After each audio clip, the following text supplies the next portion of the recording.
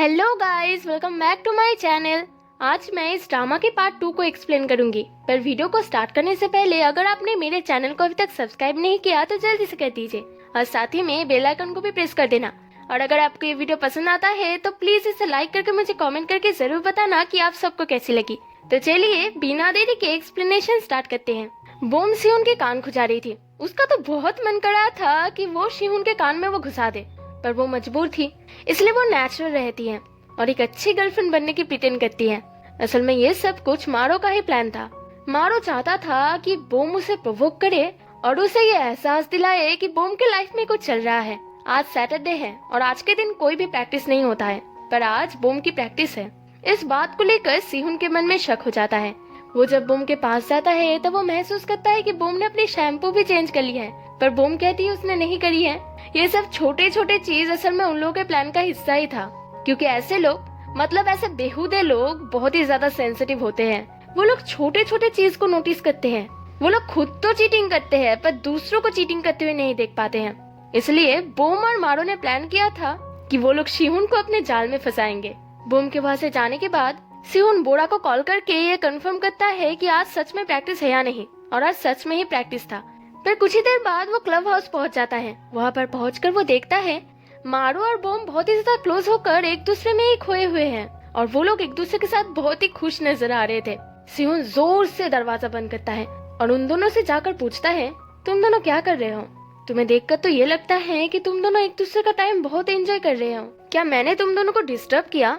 तब मारो कहता है, नहीं नहीं, हम दोनों तो रिहर्सल कर रहे थे। तुम जरूर यहाँ पर कोई काम करने आए हो। तुम चिंता मत करो, तुम अपना काम करो, हम दोनों को डिस्टर्ब नहीं होगा। और वो दोनों फिर से एक दूसरे में इन्वॉल्व हो जाते हैं।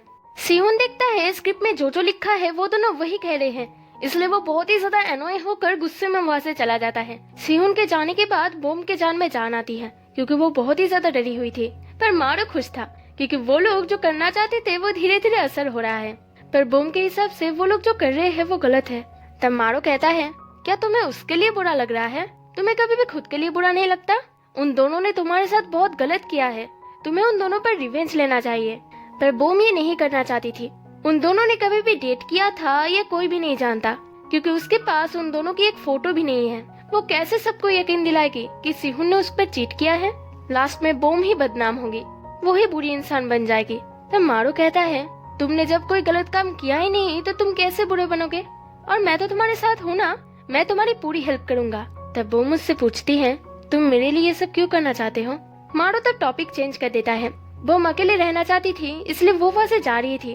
तब मारो समझ जाता है कि बोम उस पर रिवेंज नहीं लेना चाहती है, वो चाहती है कि सिहुन बोरा से उससे ज्यादा प्यार करे। तब बोम उस पर चिल्ला कर वहाँ से चली जाती है। बोम को बहुत बुरा भी लग रहा था, क्योंकि उसने बेकार में ही मारो पर चिल्ला दिया।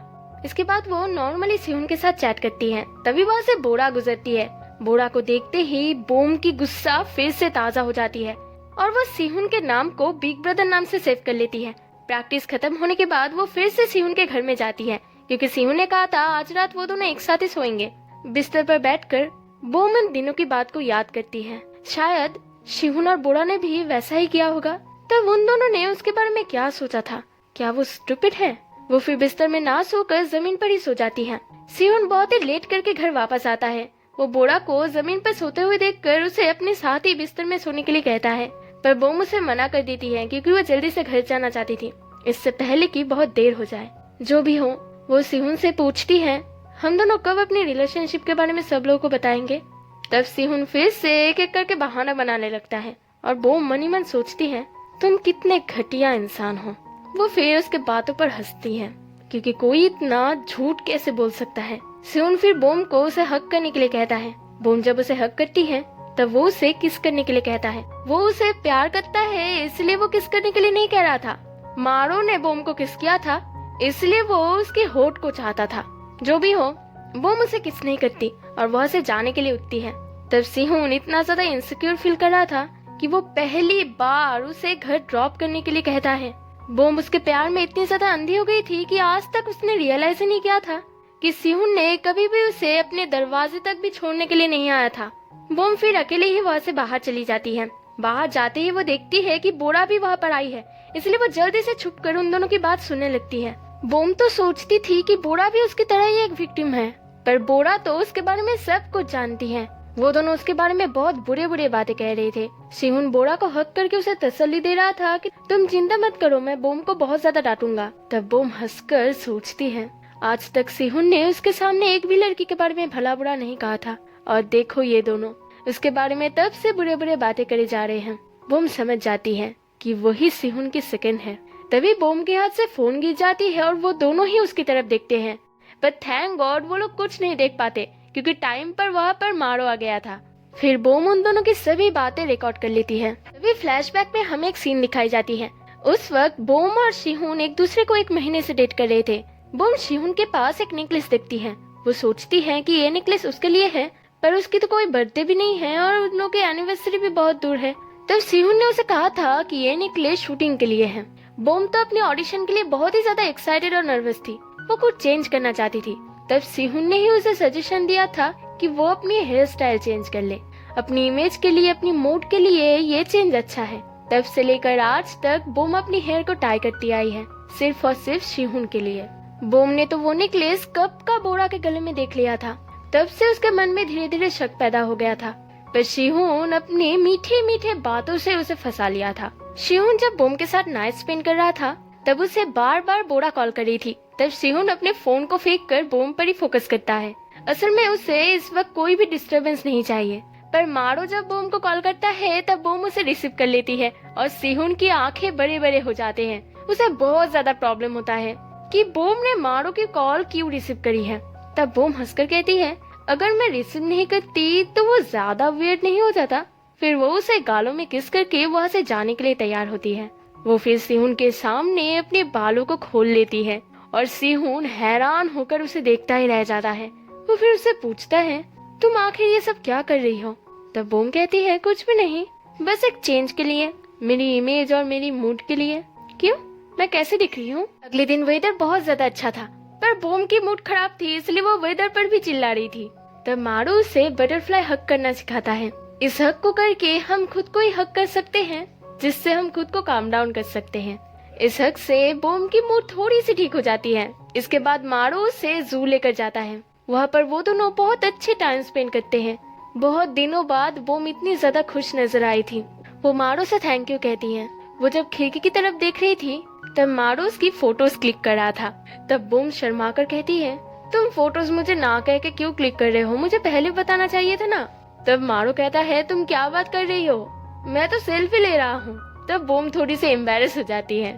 बोम फिर उससे कहती है, मैंने तुम्हें जो सोचा था, तुम मुझसे बहुत अच्छे इंसान हो, तुम किसी को बहुत अच्छे से चीयर अप कर सकते हो। मैंने जब तुम्हें पहली बार देखा था, तब एक बैड इम्प्रेशन बना था। मारू पूछता है, क्यों। तब बोम कहती है, असल में हम दोनों बहुत ज्यादा डिफरेंट है ना, इसलिए मैं तुम्हारे साथ अनकंफर्टेबल फील करती थी। क्यों, तुम्हें ऐसा नहीं लगता था। तब मारू कहता है, नहीं तो, ऐसा कुछ भी नहीं है। इसे सुनकर बोम नर्वस हो जाती है। तभी सिहुन बोम को मैसेज करता है। बोम मारू से पूछती है, क्या मुझे रिप्लाई देना चाहिए। मारू कहता है, हाँ, पर 40 मिनट्स बाद।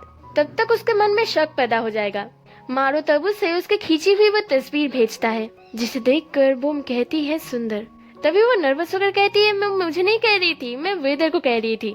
तब मारू कहता है, हाँ, सुंदर, ऐसे बालों में तुम बहुत ही ज्यादा खूबसूरत लग रही हो। इसे सुनकर तो बोम की दिल की धड़कन बहुत ही ज्यादा तेज हो जाती है, क्योंकि जब उसने सिहुन को रात में पूछा था कि वो कैसी लग रही है, तब सिहुन ने कहा था वो बहुत ही ज्यादा वियर्ड है, वो उसे सुंदर कह सकता था। तभी सिहुन उसे कॉल कर रहा था और बोम फोन को पलट देती है, क्योंकि वो मारू से प्यार करने लगी है। सिहुन बोम की प्रोफाइल पिक्चर को देखकर उसे पूछता है, ये तस्वीर तो बहुत अच्छी आई है, किसने खींचा है। तब बोम कहती है, मेरी एक फ्रेंड ने। तब सिहुन पूछता है, कौन सी फ्रेंड ने। तभी बोम मनी मन कहती है, ये है, वो यही है जिसके बारे में मैंने तुम्हें कहा था, जिसे पहले पहले मैं गलत इंसान समझती थी। वो फिर मारू के शोल्डर पर अपनी सिर रखती है। मारू नर्वस होकर उसे कहता है, ये तुम क्या कर रही हो, अगर किसी ने हमें देख लिया तो तुम क्या कहोगी। तब बोम कहती है, मैं कहूँगी हम दोनों पार्टनर्स हैं, इस ड्रामा के हम दोनों मेन लीड हैं। ये बात तो सच है। तभी एक एक करके सभी लोग वहाँ पर आते हैं, पर कोई भी उन दोनों से कुछ भी नहीं पूछते, क्योंकि उन लोगों को कोई फर्क ही नहीं पड़ता, सिवाय सिहुन के, जो उन लोगों को बार बार घूम कर देख रहा था। तब बोम को धीरे धीरे सिहुन की सभी झूठी बातें याद आती हैं और वो मारू से कहती है, कैसे हम लोग स्विच हो गए हैं ना, वो दोनों और हम दोनों।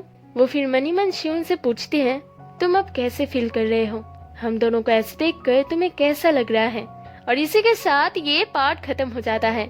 नेक्स्ट पार्ट बहुत ही ज्यादा इंटरेस्टिंग होने वाले हैं, इसलिए मेरे साथ बने रही है। जल्दी मिलते हैं अगले पार्ट के साथ।